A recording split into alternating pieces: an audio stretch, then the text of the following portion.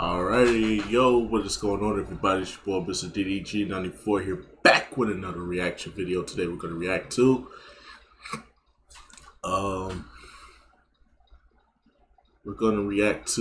knockouts of Gervonta Davis in boxing.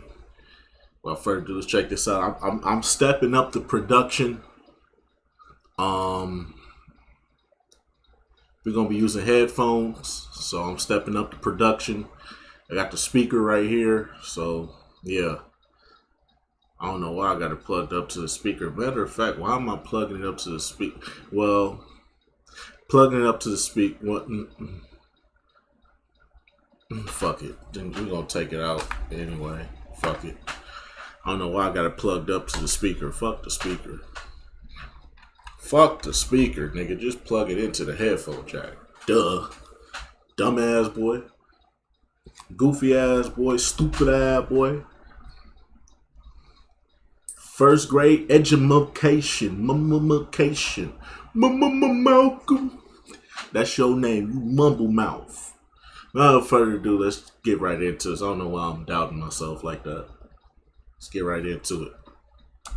Knockout is the most challenging way to win, but some boxing prodigies just know better. While some throw hundreds of punches without even shaking their opponents, these guys send their opponents crashing to the ground with the wrath of God and the end to anyone who falls under their hot hand. Fortunately, there are really few of such death angels, but we know one of them all too well. Gervonta Davis rightfully tops almost all compilations of the best punchers, and today we'll go through his entire career, witnessing every knockout he has gifted to his fans. Friends, today's video will be dedicated to all the remaining knockouts of Gervonta Davis. Please don't forget to like, comment with 4 words, and subscribe to never miss new videos. And we're starting. Let's go. Number 1. Ricky Dulay. Davis's first registered professional ring fight took place on February 22nd, 2013. At that time, the Tank was a youngster with a deadly amateur base and high ambitions, but by the end of the year, his record was 6-0 with a 100% finish rate, an upgrade to 9-0, and the first decision win was expected in 2014. And in 2015, Gervonta embarked on a series of 2 first-round victories and encountered a similar prospect in Ricky Dulay. The only difference between the guys was that the latter had already tasted the bitterness of defeat. While Ricky was stepping into the ring to box, Gervonta was getting ready to smash. After the first left hook, Dulay's confidence hit the bottom faster than the Titanic. Gervonta added a couple of hefty body blows, which caused his opponent to get even more nervous and retreat. At one point, the Tank threw a straight punch and Ricky ducked, but still got hit and was counted a knockout. The situation was not the most unambiguous, but the next left hook became the final one. The Tank so generously bestowed his power on his opponent that he could not answer the referee's question, and the fight was stopped. Damn. Number 2. Cristobal Cruz. You got knocked the fuck out, man! Gervonta went on a streak of 3 consecutive first-round knockouts, and his hype train confidently set off on the rails that would lead him to future titles. However, more spectacular victories were needed before that. Less than 2 months after demolishing prospect Nunes, the Tank landed a contract to fight a true veteran of the super featherweight division. I don't even know where Floyd got Cristobal Cruz from, a dinosaur whose career started way back in 1992. Over the years, this veteran had been written off as scrap metal multiple times, but in 2008, he even became the IBF champion. Although he was not in his best form now, having lost 5 consecutive fights. At the end of the first round, the Tank folded Cruz in half with his left straight. At that moment, sensitive fans were already worried about the pensioner who was literally devoured by the young lion, but it was too early to write off Cruz. Unlike fragile youngsters, the battle-hardened old-timer went toe-to-toe with Gervonta in the second round and didn't even go down. The Tank was astonished by the audacity and in the heat of the moment got caught, but retribution was close. In the middle of the next round, Cruz threw a lazy jab, and in the same second, he received a supersonic uppercut. The punch arrived at such speed that even Cruz's brain didn't immediately comprehend it and started shutting down with a delay. The punch became the best and, at the same time, the final one of the fight. You got knocked the fuck out, man! Number 3. Luis Sanchez. Cruz became the first former champion with whom the Tank had an opportunity to share the ring. However, objectively speaking, the Mexican had long ceased to be a measuring stick for evaluating a boxer's abilities. Gervonta needed someone more serious, younger, and just as hungry. Uncle Floyd and his team also understood this, so they found Luis Sanchez, a former contender for the WBO NABO lightweight title, for their protege. The only blemish on the Mexican's name was his recent knockout loss. A repeat of such an outcome seemed highly likely in the fight against Gervonta. From the first minutes, the Tank realized that Luis was different from anyone he had fought before. Most importantly, Sanchez reacted to punches and moved well, which gave Gervonta a reason to showcase his entire arsenal. Beautiful head movement, Whether or not you go the distance. If you kill everybody with left hand, not a question. devastating close-range strikes, They get into a mode of power punching. Ooh. and monstrous power in his uppercuts. Those were the challenges Sanchez had to face. By the way, he held up quite well, at least lasting longer than anyone before him. But at some point, Luis began resorting to dirty tricks, including headbutts against the Tank. Gervonta repeatedly signaled this to the referee, and as soon as Sanchez stopped imitating a bull, he immediately hit the canvas. A couple of fierce uppercuts cooled his enthusiasm, Ooh, clean. but it wasn't Clean. the end yet. Ah. In the 9th round, Luis was cold-bloodedly finished off with another left uppercut coming his way.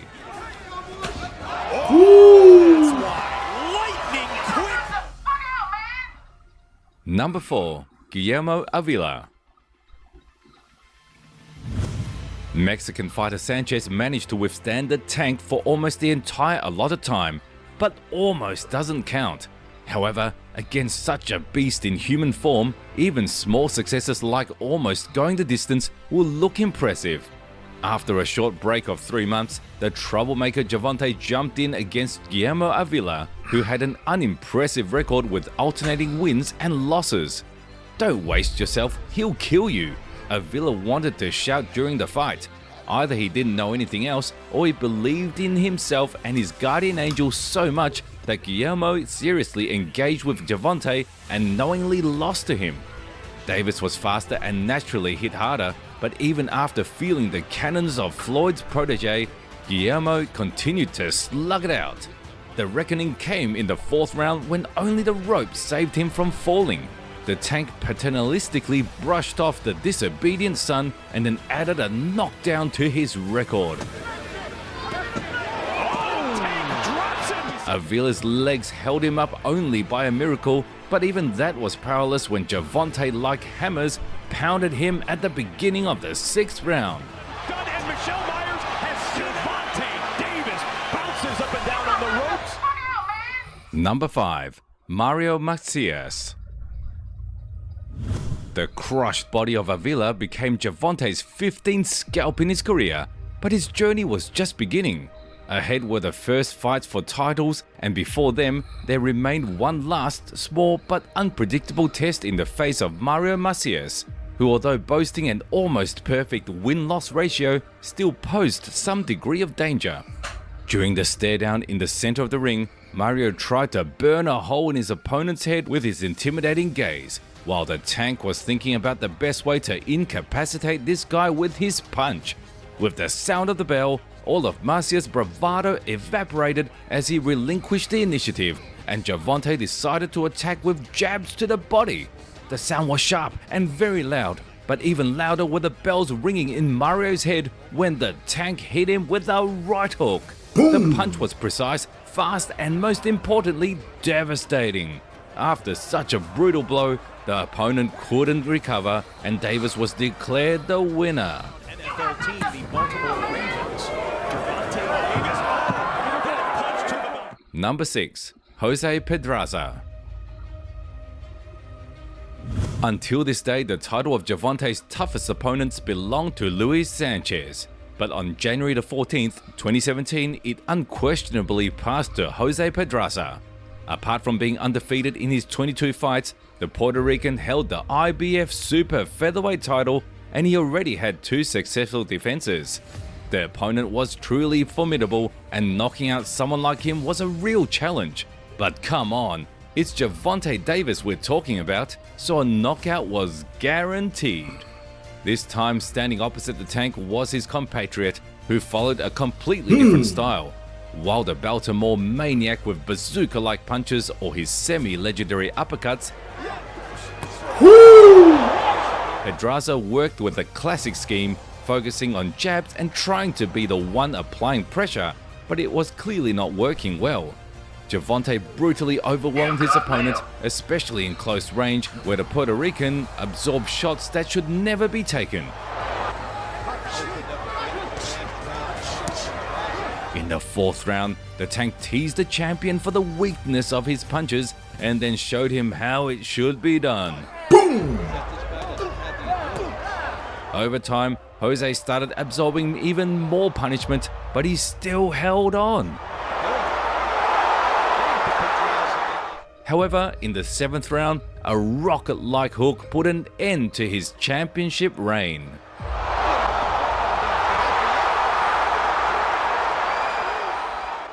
Number 7. Liam Walsh.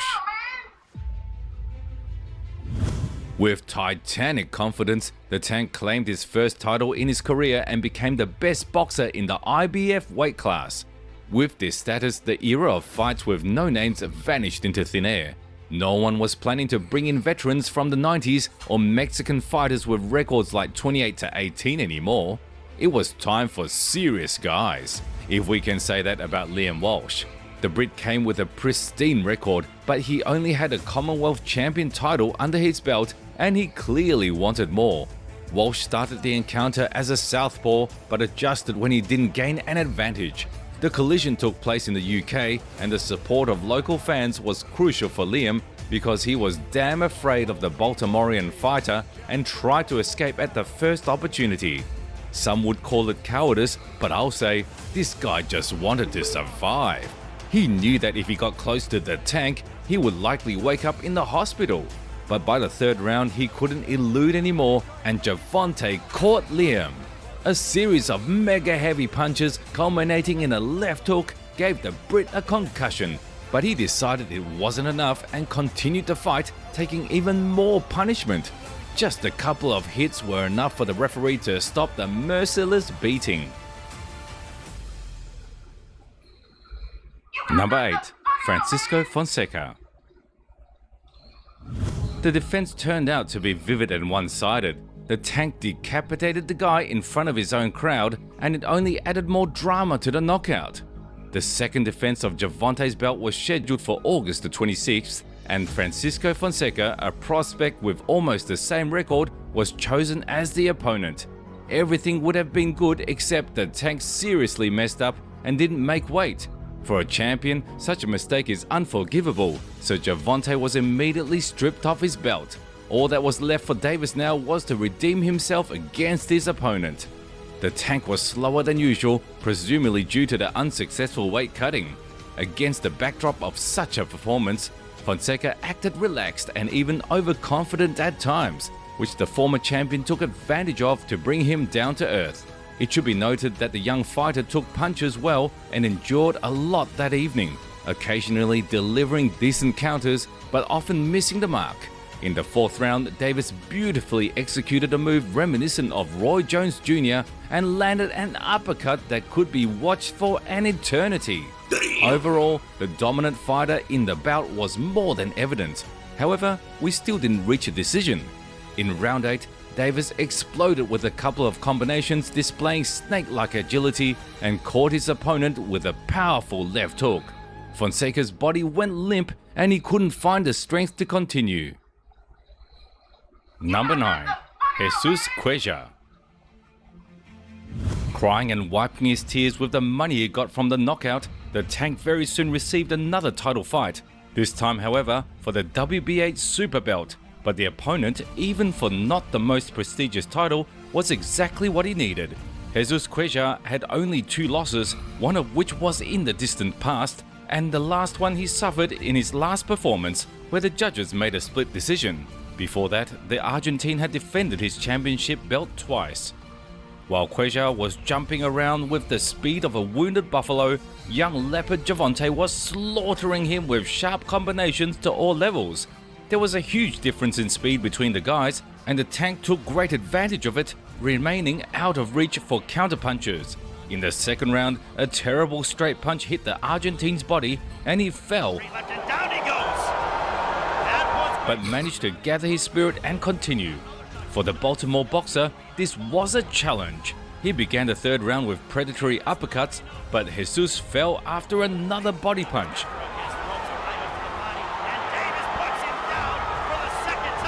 This time Gervonta didn't let his opponent recover and finished him off with a series of powerful blows.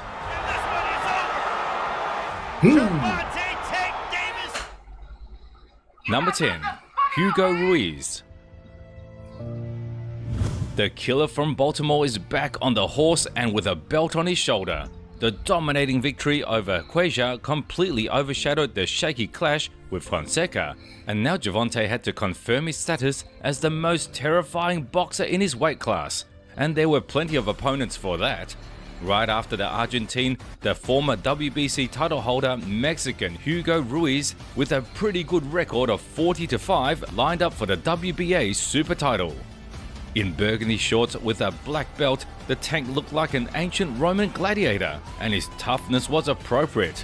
Ruiz didn't have time to recover as his back was rubbing the ropes and Gervonta was aiming at his head with his deadly weapons. To the Mexican's credit, he did snap back a couple of times, but this only lifted the champion's mood, who furiously pounced on his opponent at the end of the round. Several hefty blows and a right hook at the end, an amazing combination. Hugo didn't immediately realize the power of these blows, but as soon as he did, it was all over. Gervonta Davis won by a knockout in the very first round. You got knocked the fuck out, man! Number 11. Ricardo Nunes. Delivering knockouts in the first round at the championship level is absolutely insane. Davis was a true super featherweight monster, and everyone he encountered found out for themselves, which didn't stop new challengers from appearing. The next thrill seeker was the talented and skillful Ricardo Nunes, with a record of 21-2. Not so long ago, the Panamanian held a secondary belt, but lost it and was now planning to steal Davis's title. Ricardo constantly defended his head, so the champion decided to go with body shots and didn't miss. His punches were landing like they were home, and his opponent could not find an answer. By the second segment, the champion got tired of finding a punch through the lower tier, and he started to push Nunes with the intention of switching to the head. For a while the guy was defending, but all of this was relevant until the first left hook. An uncontrollable bomb hit Ricardo's head and he let himself be cornered, which led to the worst 6 seconds of his life. Davis ripped life from the standing body and forced the referee to stop the fight.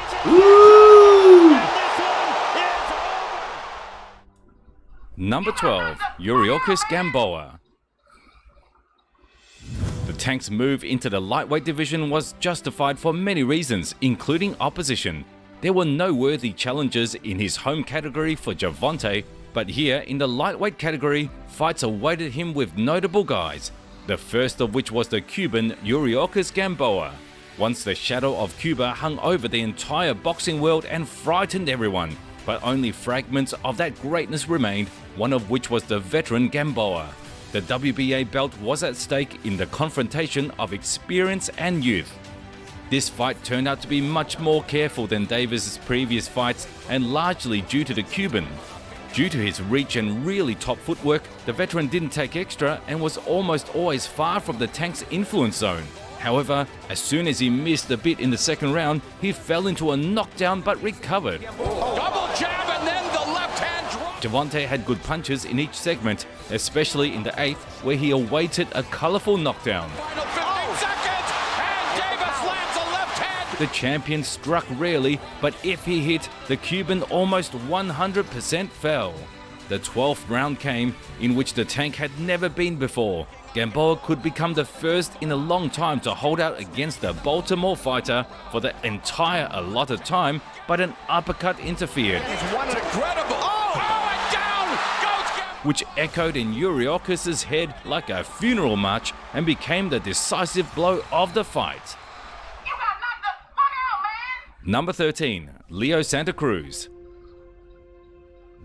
Of course, the Tank with his regalia was the favorite in the fight against the Cuban, but no one thought the confrontation would be so one-sided. Yuriorkis couldn't offer anything to Davis, but then an obvious question arose. Who can pose a problem for this guy? There were quite a few candidates for this role, but suddenly there appeared to be the best who Davis had fought to date. Leo Santa Cruz, a 4-division world champion who won 8 title fights. At that time, Terremoto was competing in the super featherweight division, but for the fight with Gervonta, he decided to move up to the next category. Perhaps in this fight, Davis realized for the first time in his life what it's like when it's not you pressing, but you are being pressed. The Mexican with the huge heart of a champion was advancing and not afraid of the Baltimore fighter's punches. Because of a lack of distractions and the ability to focus. But Santa Cruz now unloading. With his hands fastened to his jaw, Santa Cruz responded to every lunge in his direction, as well as seasoned the champion with good body shots. Because Davis can land that shot in. Final 10 seconds. Leo did a tremendous job, and it was hard for the Tank to adapt. In terms of speed, technique, and perhaps even strength, Terremoto was not inferior to the opponent. But one cannot forget who of them is the puncher. I think he's doing the right thing. And even when he doesn't... In the 6th round, Gervonta managed to corner Santa Cruz against the ropes at the cost of a dozen missed punches. And at that moment, wild adrenaline filled the entire body of the Tank and found only one way out.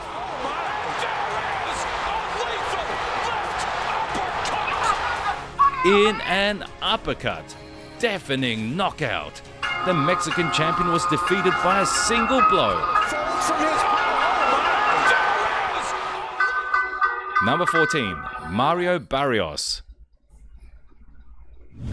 The victory was hard-fought and laborious. Santa Cruz took rounds and at some moments gave Davis a good beating, but it still wasn't enough. Such a scalp in the Tank's assets added plus 100 to his reputation and legacy. At least, but even that wasn't enough for the champion. In 2021, Mario Barrios became the super lightweight champion. His winning streak counted 26 consecutive fights. Evaluating all the risks, the Knockout Artists team decided that this was the best time to jump up another division and grab the 3rd title in his career. What was Davis' team thinking about, signing a contract to fight this giant? Barrios was taller with longer arms and good footwork, which became a real disaster for the Tank. He simply couldn't reach the opponent, while Mario calmly jabbed and ran around the large ring. Especially with that uppercut. Was able to land overhand. Out of the 8 starting rounds, the natural super lightweight took at least 6, which deprived Davis of the chances to win the match on points, but he didn't need that. Under another opponent's jab, Gervonta set up an explosive knockdown with a right hook. Right, but... Oh my! Wow! Barrios had not yet recovered as a left straight again deprived him of support. Well, after such blows, fighters usually can't get back up, but the champion managed to and then continued to play his game. Mario showed the determination of a warrior, but Davis kept pressing and caught up with his opponent in the 11th round. A brutal knockdown through the liver and the final couple of punches to the head, and that's it. Number 15, Rolando Romero. For the first time in this clip, we are skipping one of Gervonta's fights, as young Isaac Cruz became the first to last the full fight with the champion in many years. But the next opponent was not granted this honor. After Cruz, young trash talker Rolando Romero sneaked into Davis's opponents, whose desire to focus all camera attention on himself caused nothing but cringe. The guy with a 14-0 record was going to be a messiah and freed a lightweight from the dragon that seized it, but apparently he didn't know he was far from the first to try to do so. Davis gave Rowley time and space to maneuver, but all Romero could muster were endless jabs and clumsy pursuit. When the champion himself initiated the attack, the challenger retreated and didn't even try to respond. This cat and mouse game pleased Gervonta, and he continued to give the guy chances while beating him with the left hook. Romero didn't change anything in his game plan and, like a fish against ice, struggled against Gervonta's defense and technique. This was the main mistake in this fight. The champion read his opponent's movement patterns and took advantage of this in the 6th round. The challenger launched an attack and the tank had already moved to the side, throwing a left hook, and then everything went according to the well-worked scheme. One punch, one body down. Romero received colossal damage, and the fight for him was over.